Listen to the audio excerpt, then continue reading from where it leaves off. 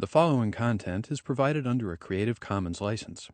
Your support will help MIT OpenCourseWare continue to offer high-quality educational resources for free. To make a donation or view additional materials from hundreds of MIT courses, visit MIT OpenCourseWare at ocw.mit.edu.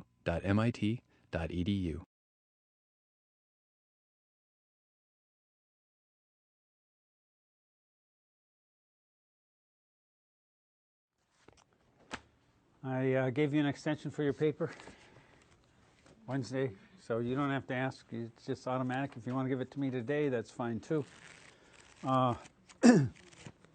Everybody's busy this time of year, so I try to leave a little flexibility in there. If Wednesday doesn't work for you, talk to me after class. I don't like to have you lag too far behind because then it kind of messes up other stuff that you have to do. I'd rather have you do something maybe less perfect, but get it in on time so you can, MIT has always got 15 things for you to do every time you turn around. So,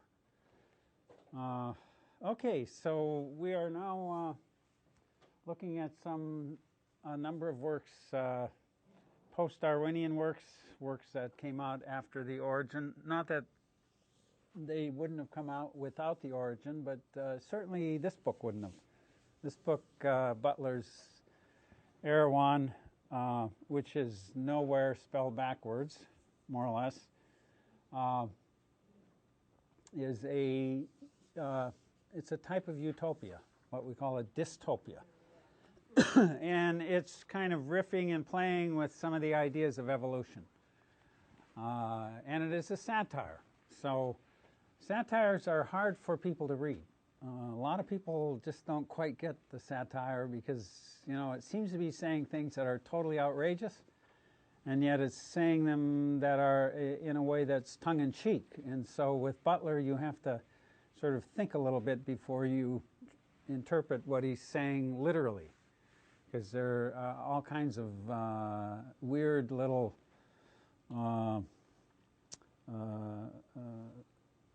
behaviors in the book. Among the people at this voyager, this traveler discovers.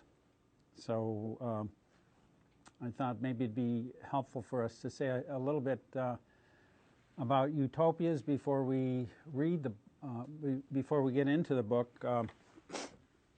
So what do you know about utopias? Have you read a few of them, or you've come across them before? I mean, I would love to teach a course just on utopias because it's a fascinating type of literature. But what are some of what are the things? Has anybody read any utopias or dystopias? What's that? Okay, El Dorado and Voltaire was a little chapter of utopia. The concept is that a single working example. Yeah. Okay. I mean, most of you read 1984, I assume, or Animal Farm. Yeah. These are inverted utopias. These are what we call dystopias. They use some of the rules of utopia, but they present a world that is highly undesirable. But people have been writing utopias for hundreds of years. And what is so, just to... some of that, I just sent these to you just to give you some things to think about. These were in a packet I sent out. But a lot of them play with ideas. They're works of ideas, works in which people think about idealized societies of various sorts. And there are some different types that, the classifications are not hard classifications. Some of them blend from one to the other.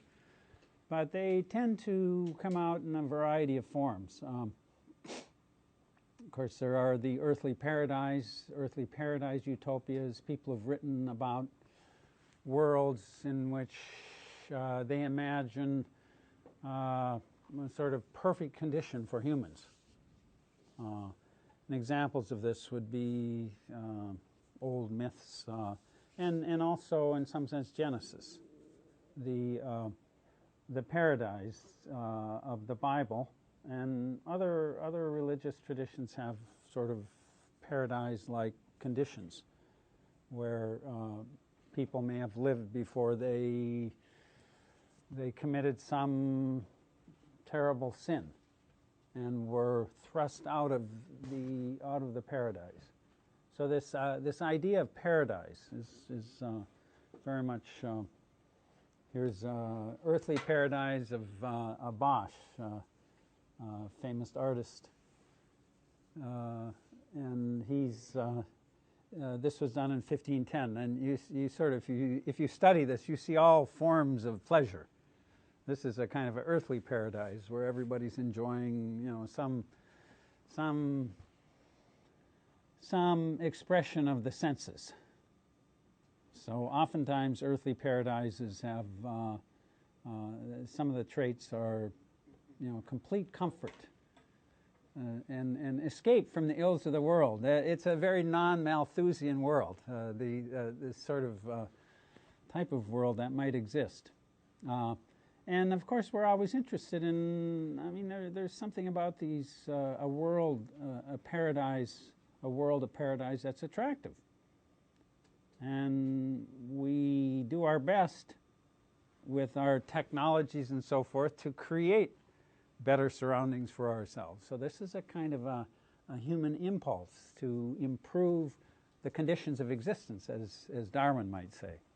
Conditions of existence, that's what we all survive in, and they're harsh, and they're, for most organisms, unmanageable. And so humans have this capacity to change their conditions of existence. That's very much what we're doing here today. It's around freezing outside this morning, and we're sitting in here in this nice warm room, and so we have changed our conditions of existence, if you will. And we do this on a massive scale in contemporary society. Other types of utopic literature include sort of political and social worlds that have been posited by thinkers through the ages. Plato's Republic was a kind of a world in which he imagined what the right and perfect or best kind of political world might be, and a world of that would work in some sense for the greatest benefit of society. Other people have imagined. Thomas More was another thinker who actually wrote one of the first utopias. He titled it Utopia. What does utopia mean? Utopia. Is it like the roots or? No. No. Perfect society. Well, that's what we associate with it, but the word itself means nowhere. So it's an admission that it doesn't. In some sense, utopic literature starts with the admission that this does not exist. So it's a kind of a complex thought experiment, you might say. How would we organize ourselves if we did it in the best way we possibly could? That idealism can be supported in a variety of ways, and we have other types of utopias or utopic works that are based on technology. How is technology utopic? What is it about technology that pursues utopian ideals? Well, I mean, technology can never quite make things perfect, but in coming up with technological advances, our goal is to increase probably standard of living in some way for somebody. So I guess advances in technology some may see as leading us toward a utopic place, but then also like technological advances are also kind of what are getting us into a lot of trouble with like population size and everything. So I feel like it can be a little bit deceiving. Well, there's a cost to things that that are developed, and sometimes those costs turn out to have secondary elements that are, rather overwhelming. But yes, there's that. Jake, did you have something to add to that? I'd say that technology, well, like you said, with the conditions of existence, it can't bring us, at least as far as we are, it can't bring us all the way to a utopia, but it moves us in the right direction. It takes bad things and makes them either a non-factor or sort of takes good things and makes them better. As you say, we're trying to improve the human condition. Utopias have also been part of the satirical tradition. Butler's one of the writers who he modeled his work on, or who he not modeled so much, but he was thinking of, was Jonathan Swift, who wrote Gulliver's Travels. And anybody here read Gulliver's Travels? See the work? Yeah. Well, well, Gulliver's Travels is it's sort of just a fantasy, a fiction that is written by Jonathan Swift in the early 18th century, of this voyager who goes out and he voyages to all these different lands. And in each land he discovers, different types of people who he interacts with. And through these interactions, Swift is able to write satirical portraits of contemporary British society. He uses this travel to kind of fantasize in ways that are critical of society. So that's a direct model for Butler's work. Okay, so back to Butler. So yes, utopia is a nowhere. It's generally highly idealized, human-centered tradition, and oftentimes is either offering or seeking a sort of perfect adaptation between the human and his or her environment. So that's sort of the goal. And this is secured in a variety of ways. It can be secured, sometimes politically through organization, technologically through technological development, and sometimes through religions. I mean, religions are definitely ways in which people try to adapt to their circumstances, and they're driven by ideas every much as some of these other utopic traditions are. Butler went to New Zealand in the 1860s as a young man. He was a graduate of Cambridge University. He was originally following a course of study of mathematics, but at the end he couldn't quite keep it together, and so he ended up graduating in sort of religious, more of religious studies in the Bible and things of that sort. Sort of a pre-clerical educational prep. And at one time he was considering becoming a cleric, some sort of religious leader. So at the end of his studies, he decided this was not something he could really do. He just didn't want to become part of. He didn't want to become a cleric and go out and have a group of people who he led and so forth. He just felt that this was not an appropriate form of employment and life work for him. But his father disagreed with him very strongly because his father was a cleric, and they had monumental fights. And so they finally settled it that Butler would emigrate to New Zealand. And so off he went. So he went to New Zealand, and he was there in 1859 when Darwin's Origin came out, and he was fascinated by the book because he owned a sheep station there, and he did a lot of breeding. So when he got Darwin's Origin, a variation under domestication and all this language, it made a whole lot of sense to him. And of course he was a graduate of Darwin's University too. So he had read many of the works that Darwin had read, including Paley.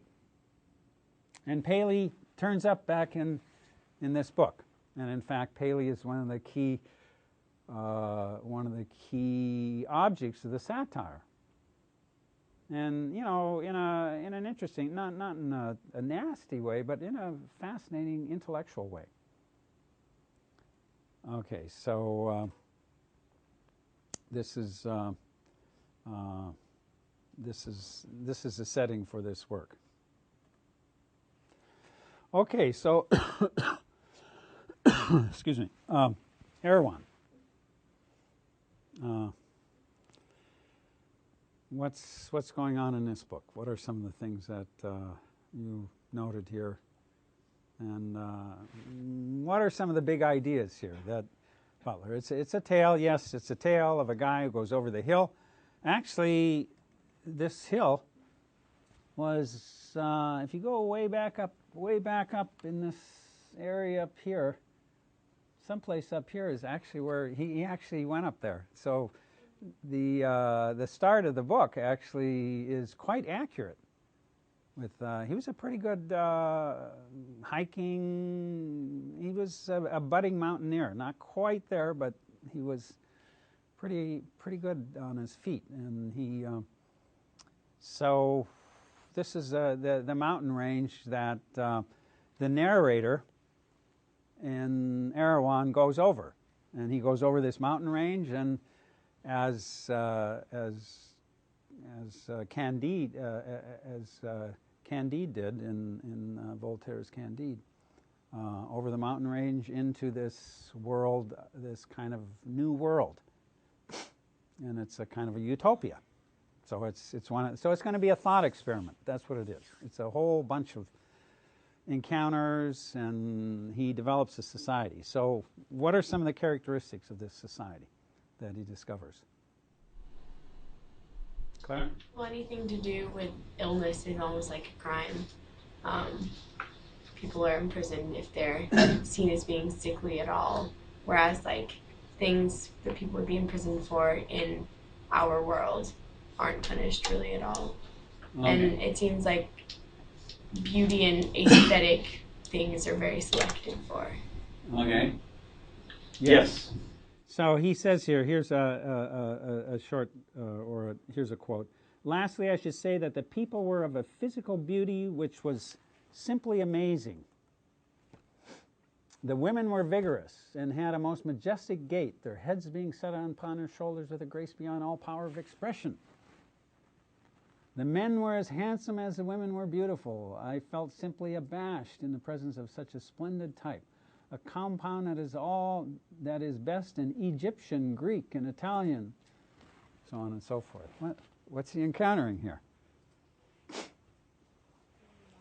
Beautiful people. Jake? Well, beautiful people, basically. And why are they beautiful? How did they come to be so beautiful? They selected themselves for it, basically. They took people who were like really sickly and stuff and sent them to like prison, basically. Okay. And they got in trouble. All right. So you get into trouble in this society if. What are some of the reasons for getting? How can you get into trouble, Chris? I think it was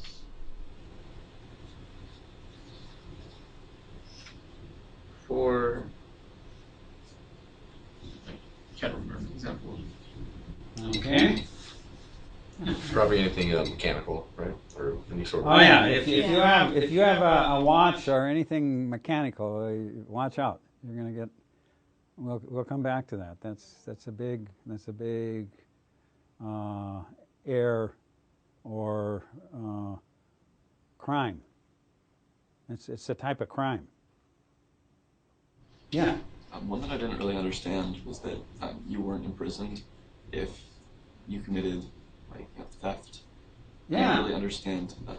Yeah. These people have a really bizarre opinion that if you embezzle or you steal, you are what?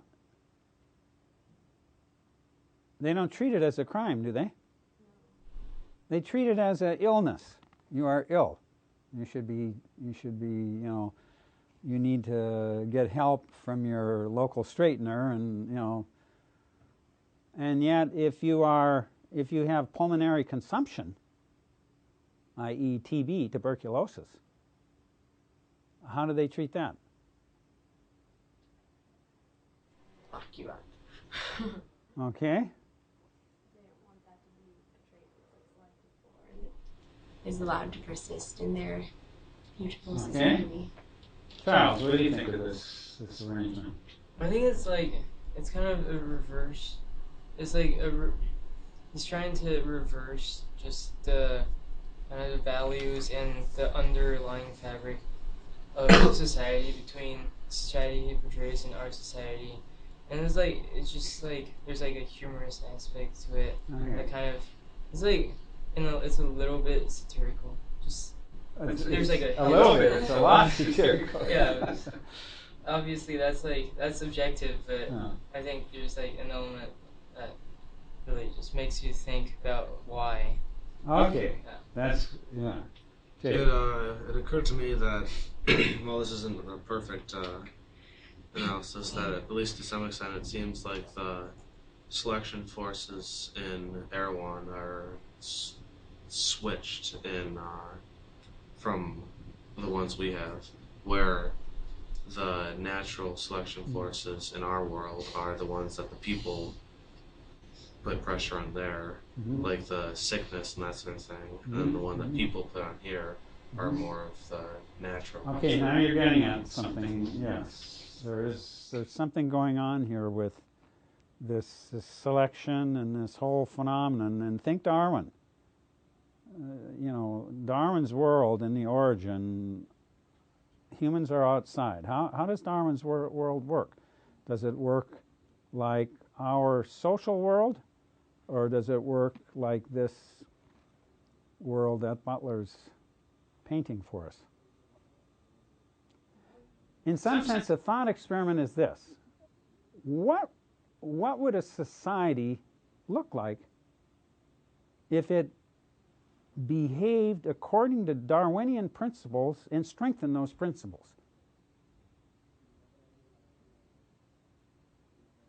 Is this making any sense? David?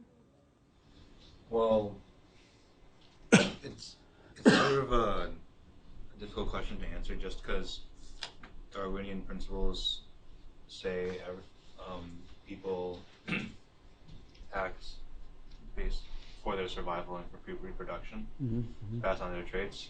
But part of Darwin's theory is sort of similar to Smith's, where Smith said people act on their own behavior, but that's best for society. If everyone acted solely like Darwin's evolutionary pressures, I don't think we'd be able to have the society we had right now. That's a very big. That's a very yes, and this is when you read this and you get into it and you realize they're punishing illness. What happens to those antelope out in the plains who are ill? they tend to be the ones that get a little slower and get picked off. What about the little fish or whatever that is good at stealing, the rocks from or whatever from its neighbor? It will tend to live over its neighbor. Yeah, theft does not get punished in nature. I mean, theft can be, if you know how to, if you're a cuckoo and you can lay your eggs in the bird's nest and have somebody else, hey, you don't have to go to all the trouble to feed the young. So, in the natural world, our moral, the way we think of our society in a moral framework is pretty much absent in the natural world. I mean, things just basically have a fundamental utilitarian. Is that right? Is that what you're going to? I was just going to add to the question that you asked, David. Well, I think that basically Darwin's principle is based on how nature there's nature's, the selection process in nature is like an invisible hand, and if you try to strengthen those principles, you decrease the chance of something that's not fit to survive, the chance of that something to survive. You make sure that if something is even the least bit incompatible with its surroundings, that it gets eliminated immediately. I think the result of this would be suppose you had obviously every person is multifaceted, and you might not be so great at one thing, but you might have a hidden talent, and if you select against this person before they discover what they're good at, before they find their little corner in the world where they're good at doing something that can help the rest, you're eliminating a lot of possibilities. And so in some ways you're selecting for the best, but you're also narrowing down, and there's only so much that a very narrow and not very multi-purpose serving community can do. There's not a lot of variety. Yeah, humans in this little work in Erewhon are kind of they have adopted a philosophy that is based on natural world type of dynamics that we find, which Butler found in Darwin's Origin. And that dynamic is manifestly and very obviously hugely different from the world that we live in. We do not select people in our society and punish them for being ill, do we? David? We don't, but we do sort of reward those who are better, and how should I say this, physical appearance. People who look better usually make more money. Whether or not if you're taller, you by each inch adds so much to your average salary. I read an article about how I don't think. I read an article about how there was an appearance bias, and how people are now trying to get legislation to stop that because it was unequal. But so part of what you're saying is we fight socially against evolutionary pressures. That's what our laws are. Our laws for equity and equality and so forth are trying to fight against any kind of natural selection principles, because the world, the natural world of Darwin is not the model for the social world of humans. And to the degree that you see the absurdity of these arrangements where they're punishing people for being ill, and you think that's really not right, you are basically reflecting a idea of the world that we try to cultivate in our societies. So our societies are not based on evolutionary principles in the sense that we're using those evolutionary principles to create the rules of the society, the behavior of the society. I don't know if this is all coming through. Maybe this work is. Yeah, Chris. I think if we did apply Darwin's principles to society, we'd converge to a bunch of like type A individuals, always on their Blackberries, always trying to produce as much, trying to micromanage, trying to produce as much as they can to gain as much revenue as they can and outlast everyone else. Okay. Well, yeah, maybe so. But a lot of these people work within the rules, within the laws. So we have a whole law. We have laws and a whole system of regulation of social behavior that we promulgate in order to avoid simply might makes right. I mean, might makes right in nature, does it not? Might is not supposed to make right in our society, is it? It's not supposed to. Yeah, and sometimes we wonder, but yeah.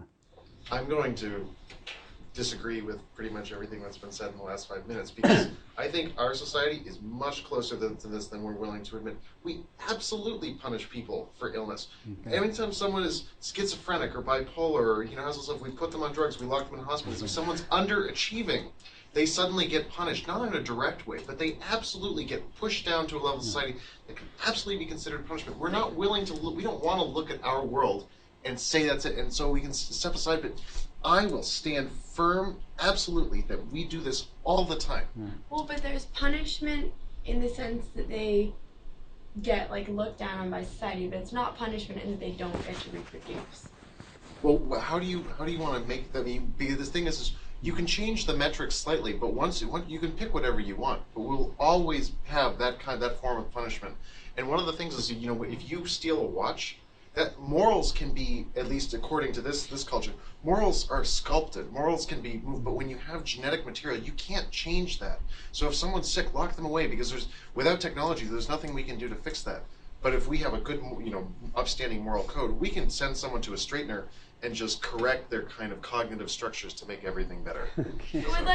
With evolutionary mechanisms, punishment is just in a singular sense not allowing somebody to reproduce, and there are plenty of sickly individuals who, if they were parts of herds out in nature, they wouldn't be allowed to reproduce and they wouldn't persist, but for us we are allowed to. So I agree that yes, certain sicknesses are punished in a certain sense, but if you're talking about evolutionary mechanisms, I don't really think that we punish for that.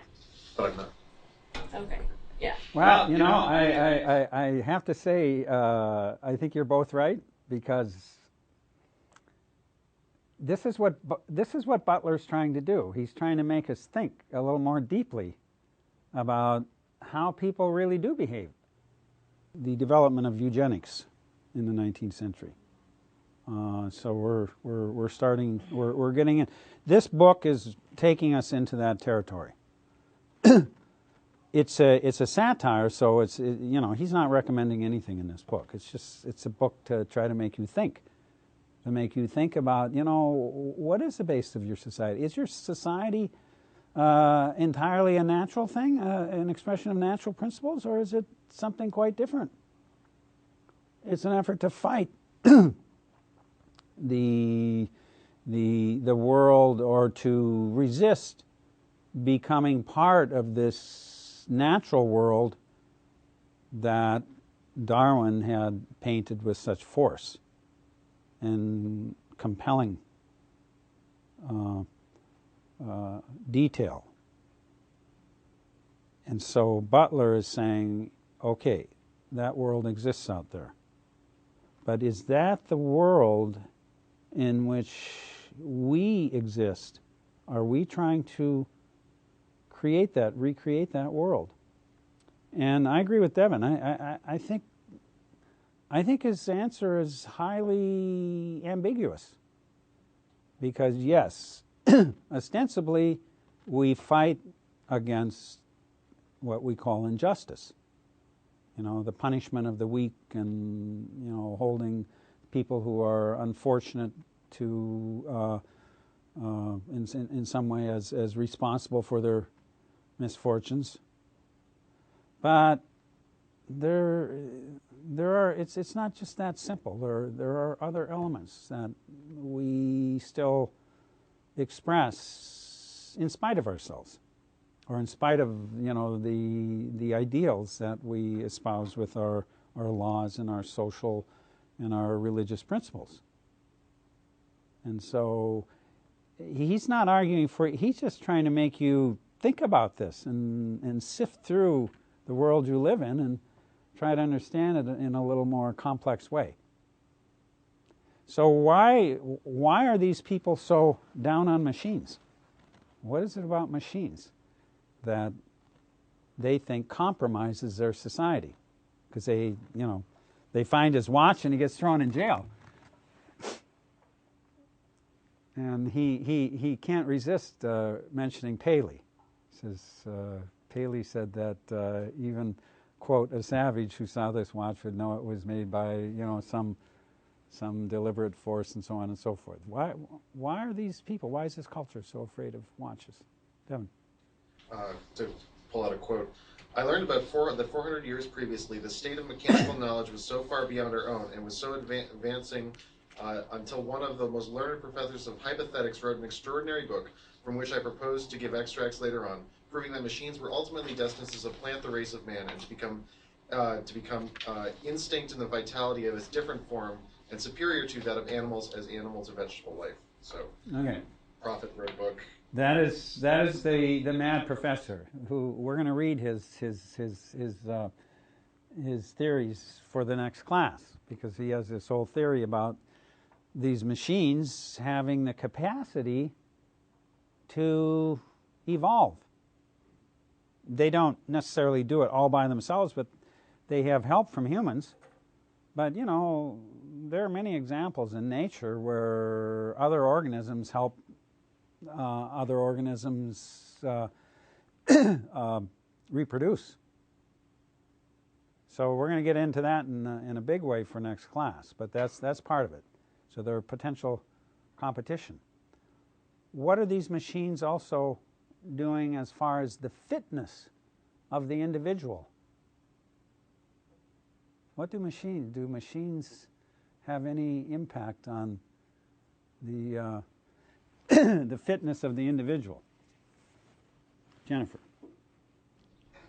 I feel like they're kind of like a way of like cheating yet fitness. Like, I mean, as I've said to you, if I don't have my glasses, and I live in a world that so these allow me to survive on a par with other people. But what happens to my offspring, potentially? Yes. Then they also wouldn't be able to see it. They have to rely. So I feel like the more you have to rely on machines, the less fit you have to be. So it's kind of like absolutely. So more machines, less fit. That's why the Erewhonians are so upset about machines, because they're trying to emulate nature. And machines allow less fit people to operate on a par. So they get rid of machines. Okay. So this is a society with a vengeance, trying to just adopt the principles of natural selection in the natural world as the code for their social and cultural behavior. And you can see what the results are. They're very, very beautiful. Remember what he says. They all look like they're, and if somebody's ill, they don't tell anybody. You don't want somebody to know that you're ill, because that exposes you to their judgment. And you may ultimately find yourself in the docket, in court. Personal bereavement court. That young man whose wife died, what did he have to argue in order to get some kind of better sentence from the court. Remember? He said the court said an extenuating circumstance was that he took out an insurance policy on his wife before. So therefore, he had a little bit of luck, and so he didn't get punished quite as severely. So, you know, it's weird, fascinating stuff. But you see what's happening here is Butler's playing with the social kind of platitudes of his time, and he's saying, you know, if you look underneath these, it's a lot more complex than people like to think. So this personal bereavement court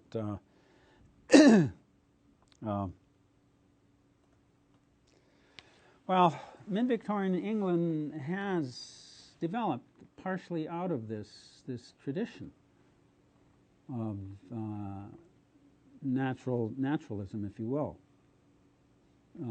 A series of developments that ultimately collected into what you could say loosely was a eugenical movement. And in some ways, Butler identifies one of the core concepts of eugenic thinking, which is what? What concepts that he develops is at the core of eugenics?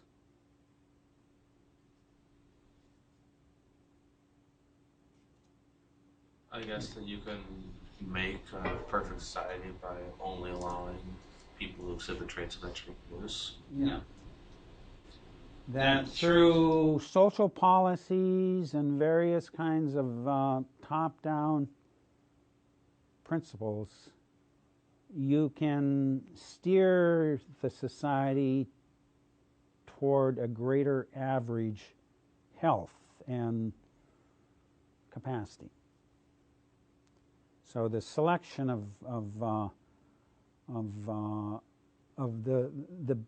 the best and the brightest, if you will, put it in shorthand.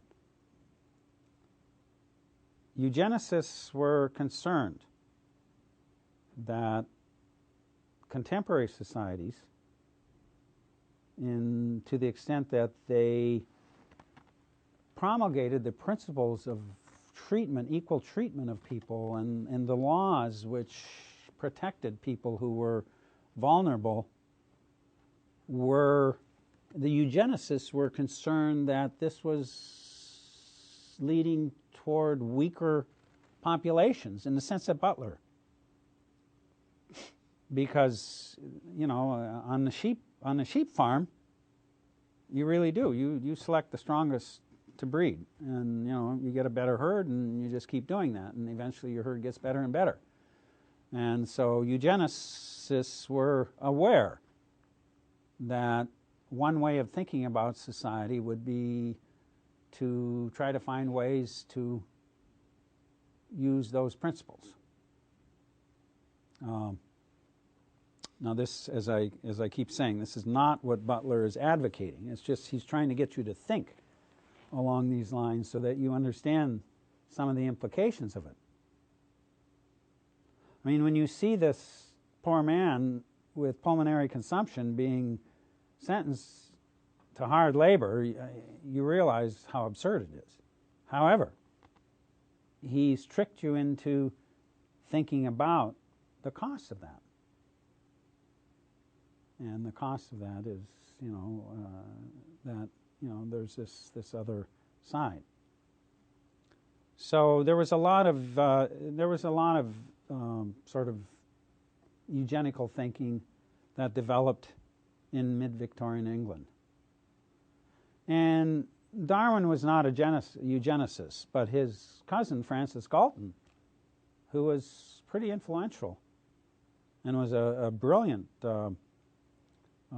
thinker, was one of the pioneers of eugenics. And he was one of the first. Galton was a statistician. He was fascinated with the metrics of humans, understanding humans in a statistical, metrical way. The person who developed the system for fingerprinting, identifying unique individuals through fingerprints, he was really into this stuff. And he was quite interested in the whole idea that levels of intelligence, high intelligence, were transported down through the generations and families. He wrote a book called Hereditary Genius, in which he studied members of great science families and what they did, what the next generation did, and he tried to develop this kind of this conceptual framework for thinking about how we could improve, how human societies might improve their average level of intellect and performance. And the other side of it, resist the process of sort of, I mean, we call it a gene pool now, but he didn't have those words. It was before he was, but he knew basically that there were principles of inheritance. So this is what he was interested in doing. Darwin, I don't myself consider Darwin a eugenicist of any type, but he does say in his book that people who are poor should refrain from marrying and having children and stuff like that. At some level, it's just good advice.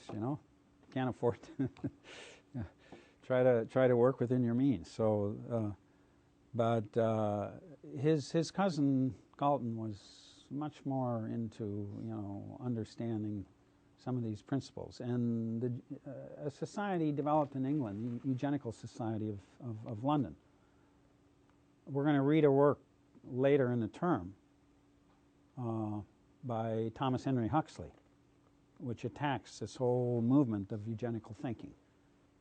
But it was quite strong in England, and people like to say, oh, the Germans came up with eugenics and they did terrible things in the Second World War, but eugenics as a set of ideas was around long before the Third Reich, I can tell you that. And it was, there was a movement in America. I mean, there's a whole history of this type of thinking.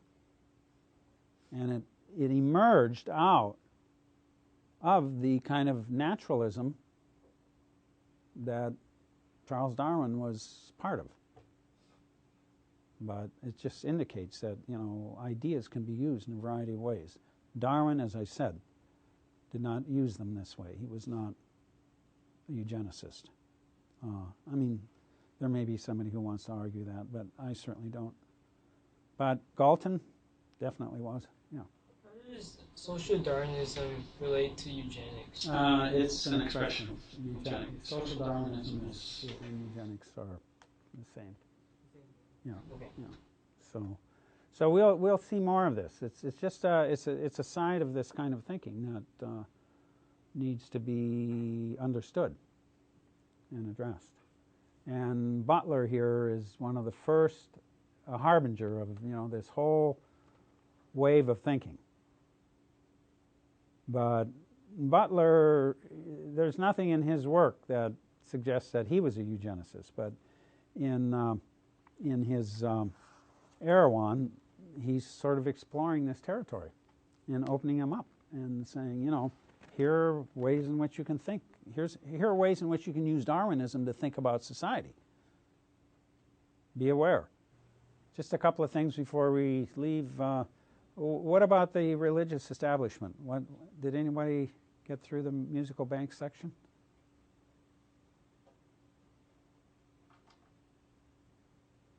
Religion among the Erewhonians is pretty much just empty. It's sort of an empty ceremony. People go to these places and they show a certain kind of face, if you will, but fundamentally they don't really have much conviction that anything important is going to happen in the so-called. Now the musical banks are the Erewhonians, what the narrator here calls the Erewhonian places of worship. And these are banks that, these are basically places where people go to be seen and they want to be associated with, but fundamentally they don't pay any attention to them. This is pretty much Butler's view of organized religion of his time. Butler's father was a cleric. This is Butler's father's church here in Langar, England. And it's actually quite an interesting church. I went there to visit it once. It sits up on this sort of knoll. His father renovated it, and apparently most people think he remodeled it. His father took the distinctive features of the church and kind of. Okay, so so this world is a world of biological juxtaposition with social, and there's a kind of a humor to it, a satire to it. Butler's making use of this, and I've given you a little Dancing Hippos clip here from Fantasia. And part of the humor of that is seeing something natural do something unnatural. There's a kind of humor to it. And that's part of the source of the humor in Erewhon.